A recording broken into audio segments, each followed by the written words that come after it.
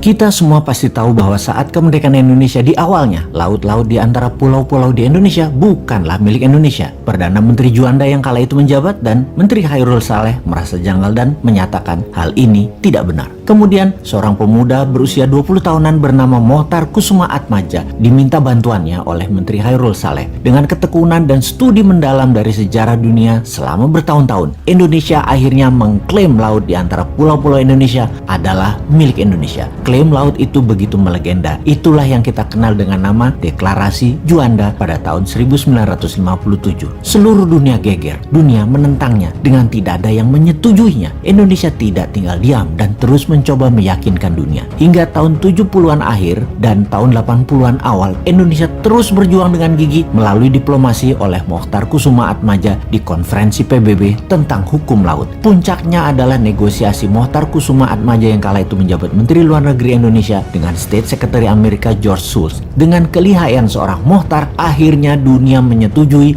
bahwa Indonesia adalah negara kepulauan dan laut di antara pulau-pulau adalah laut milik Indonesia. Semua itu tertera dalam putusan Konvensi Hukum Laut UNCLOS atau United Nations Convention on the Law of the Sea. Waktu berjalan hingga lebih 30 tahun saat ini, di mana baru-baru ini seorang pakar hukum laut Profesor Myron Norquist menyatakan dulu ada seorang Indonesia yang bernama Mohtar. Ketika dia bicara, semua orang bergetar. Salut dan respek kita untuk pahlawan maritim Indonesia, Bapak Mohtar Kusuma Atmadja. Kemudian kita harus bagaimana? Ketika nanti Newmind mendapat mandat, perjuangan Pak Mohtar Kusuma Atmadja akan kita lanjutkan dengan lobi tingkat dunia. Deklarasi Juanda dilanjutkan dengan deklarasi Daulat Maritim, di mana seluruh kapal baik komersial, kapal pribadi maupun militer yang melewati laut di tengah pulau-pulau Indonesia, terutama kapal niaga, harus bayar asuransi. Asuransi senilai 0,5% dari nilai barang yang diangkut. Ketika telah membayar pajak, ada bendera dinaikkan di ujung tiang kapal tersebut, semacam materai yang artinya sudah taat bayar cukai asuransi Indonesia. Dunia akan marah, ya iyalah, tapi kita harus bisa bagi-bagi permen. Kita harus pandai berbagi. Singapura dan Malaysia misalnya dapat 5-10%. Amerika dan Tiongkok dapat 10-20%.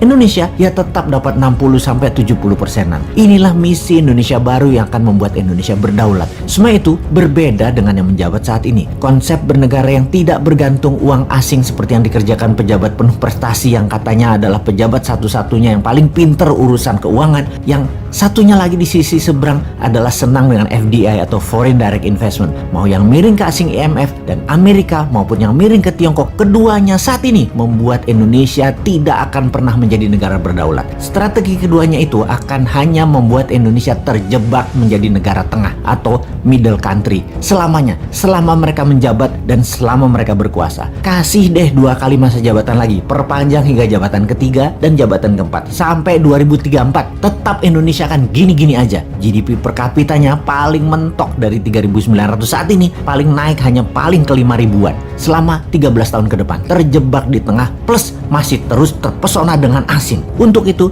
Indonesia harus berubah, harus berani, harus kompak, harus satu visi, satu misi, yaitu membuat Indonesia berdaulat. Salah satunya kedaulatan laut berserta kemanfaatan laut serta isinya. Selama ini iya, wilayah itu wilayah Indonesia. Kita sekarang minta lebih lagi karena kita mengurusi kerusakan lingkungan laut akibat 100.000 kapal asing melewati perairan Indonesia tanpa kita dapat benefit apapun, terutama benefit finansial. Kita tekor. Sahabat muda, zaman berubah cepat. Indonesia harus lebih dihargai. Pak Mohtar adalah pahlawan maritim Indonesia dan kita akan lanjutkan perjuangan beliau. Ambil kedaulatan laut dengan membuat semua yang melewati bayar cukai asuransi. Diharapkan dengan nilai barang 2.000 billion atau 2 triliun dolar, 0,5%-nya kurang lebih Indonesia mendapat 200 triliunan rupiah per tahunnya. Lumayanlah buat nyicilin hutang pejabat lama yang bisanya ngutang dengan etalase membangun pakai dana asing plus dilengkapi pasukan media buzzer sebagai alat pembenaran agar terlihat sukses. Intinya semua yang dikerjakan sekarang yang penting jadi sohor dan populer. Hutang kan yang bayar Newmind nantinya.